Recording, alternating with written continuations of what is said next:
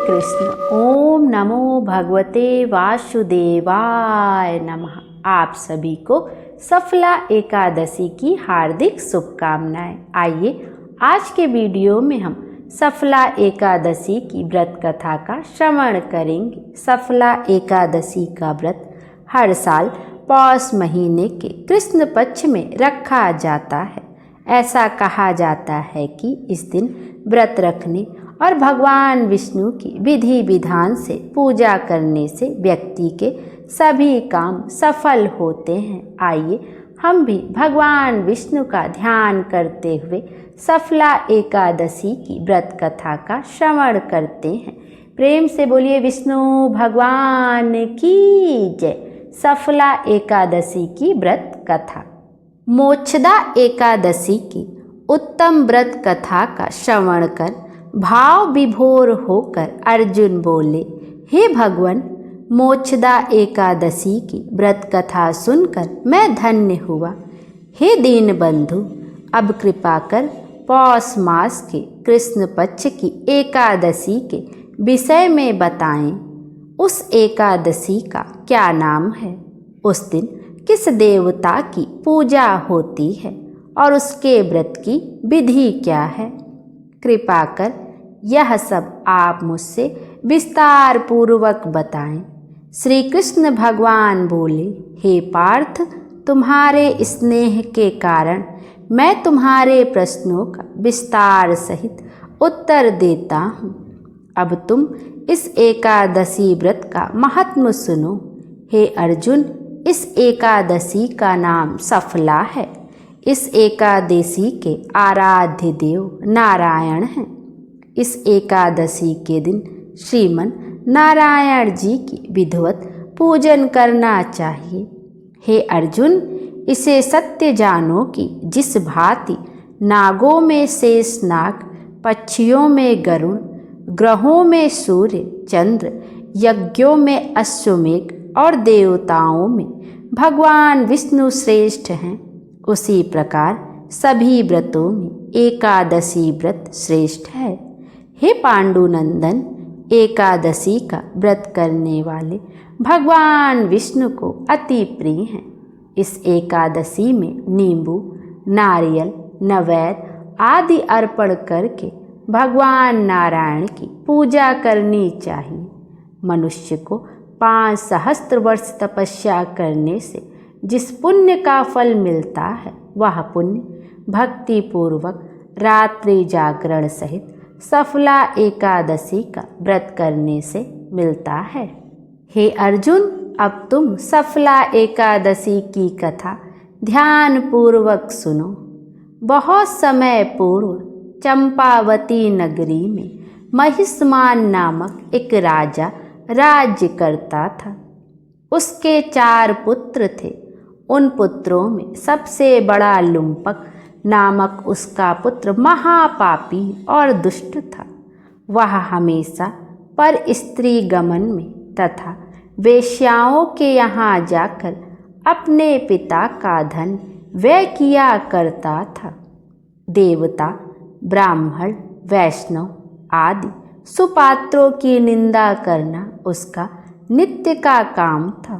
प्रजाजन भी उसके कुकर्मों से बहुत दुखी थे, किंतु राजपुत्र होने के कारण सब चुपचाप उसके अत्याचार को सहन करने को विवश थे और किसी का भी इतना साहस नहीं होता था कि राजा से उसकी शिकायत करता।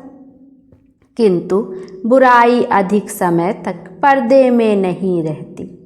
एक दिन राजा महिष्मान को उसके कुकर्मों का पता चल ही गया। तब राजा अत्यधिक क्रोधित हुआ और उसने उसे अपने राज्य से निकाल दिया। पिता द्वारा त्यागते ही लुम्पक सबके द्वारा त्याग दिया गया। तब वह सोचने लगा कि अब मैं क्या करूं, कहाँ जाऊं। अंत में उसने रात्रि को पिता की नगरी में चोरी करने की ठानी। वह दिन में राज्य से बाहर रहने लगा और रात को अपने पिता की नगरी में जाकर चोरी तथा अन्य बुरे कर्म करने लगा। रात्रि में वह जाकर नगर के निवासियों को मारता तथा कष्ट देता। वन में वह निर्दोष पशु पक्षियों को मारकर उनका भक्षण किया करता था। किसी किसी रात जब वह नगर में चोरी चकारी आदि करते पकड़ा भी जाता तो राजा के डर के मारे पहरेदार उसे छोड़ देते थे। कहते हैं कि कभी कभी अनजाने में भी प्राणी ईश्वर की कृपा का पात्र बन जाता है। ऐसा ही कुछ लुम्पक के साथ भी हुआ। जिस वन में वह रहता था वह भगवान को बहुत प्रिय था। उस वन में एक बहुत पुराना पीपल का वृक्ष था तथा उस वन को सब लोग देवताओं का क्रीड़ा स्थल मानते थे। ऐसे पीपल वन में उसी पीपल के वृक्ष के नीचे महापापी लुम्पक रहता था। कुछ दिनों के बाद पौष माह के कृष्ण पक्ष की दशमी के दिन वस्त्रहीन होने के कारण लुम्पक शीत के मारे मूर्छित हो गया। शीत के कारण वह रात्रि को ना सो सका और उसके हाथ पैर अकड़ गए। उस दिन वह रात्रि बड़ी कठिनता से बीती, परंतु सूर्य नारायण के उदय होने पर भी उसको मूर्छा ना गई। वह ज्यों का त्यों पड़ा रहा। सफला एकादशी के मध्याह्न तक वह दुराचारी मूर्छित ही पड़ा रहा। जब सूर्य के तपने से उसे कुछ गर्मी मिली तब मध्याह्न में कहीं उसे होश आया और अपने स्थान से उठकर गिरते गिरते वन में भोजन की खोज में चल पड़ा।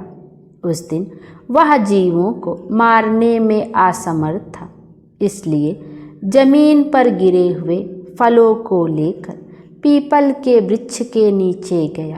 तब तक सूर्य भगवान अस्ताचल को प्रस्थान कर गए। भूखे होने के बाद भी वह नित्य जीवों को मारकर उनका मांस खाता था और कहाँ फल, उसे फल खाना बिल्कुल भी रुचिकर नहीं लगा। अतः उसने उन फलों को पीपल की जड़ के पास रख दिया और दुखी होकर बोला, हे भगवान, यह फल आपको ही अर्पण है, इन फलों से आप ही तृप्त हो। ऐसा कहकर वह रोने लगा और रात्रि को उसे नींद न आई। वह सारी रात रोता रहा। इस प्रकार उस पापी से अनजाने में ही एकादशी का व्रत हो गया। उस महापापी के इस व्रत तथा रात्रि जागरण से भगवान अत्यंत प्रसन्न हुए और उसके समस्त पाप नष्ट हो गए। प्रातःकाल होते ही एक दिव्य रथ अनेक सुंदर वस्तुओं से सजा हुआ आया और उसके सामने खड़ा हो गया। उसी समय आकाशवाणी हुई कि हे राजपुत्र, भगवान नारायण के प्रभाव से तेरे समस्त पाप नष्ट हो गए हैं। अब तू अपने पिता के पास जाकर राज्य प्राप्त कर। लुम्पक ने जब ऐसी आकाशवाणी सुनी तो वह अत्यंत प्रसन्न हुआ और बोला, हे भगवान, आपकी जय हो, आपकी जय हो। ऐसा कहता हुआ सुंदर वस्त्रों को धारण करने लगा और अपने पिता के पास गया। उसने अपने पिता को संपूर्ण कथा सुनाई तो पिता ने उसको अपना राज्य सौंपकर वन का रास्ता लिया। अब लुम्पक शास्त्र अनुसार राज्य करने लगा। उसकी स्त्री पुत्र आदि भी नारायण के परम भक्त बन गए। वृद्धावस्था आने पर वह अपने पुत्र को गद्दी देकर भगवान का भजन करने के लिए वन में चला गया और अंत में परम पद को प्राप्त हुआ। हे अर्जुन, जो मनुष्य श्रद्धा व भक्ति पूर्वक इस सफला एकादशी का व्रत करते हैं उनके सभी पाप नष्ट हो जाते हैं और अंत में मुक्ति मिलती है।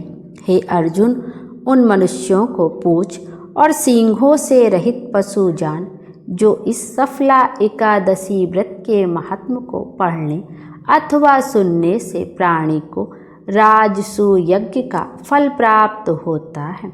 इसका कथा सार है। इस कथा से हमें ईश्वर के अति कृपालु होने का प्रमाण मिलता है। यदि कोई प्राणी अनजाने में भी ईश्वर का स्मरण करे तो उसे पूरा फल मिलता है। यदि प्राणी सच्चे हृदय से अपने अपराधों की क्षमा मांगे तो ईश्वर उसके बड़े से बड़े अपराधों को भी क्षमा कर देते हैं।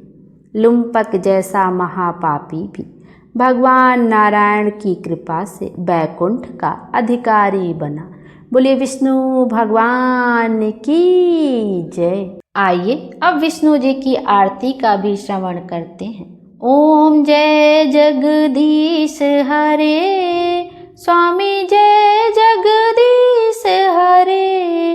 भक्त जनों के संकट क्षण में दूर करे। ओम जय जगदीश हरे।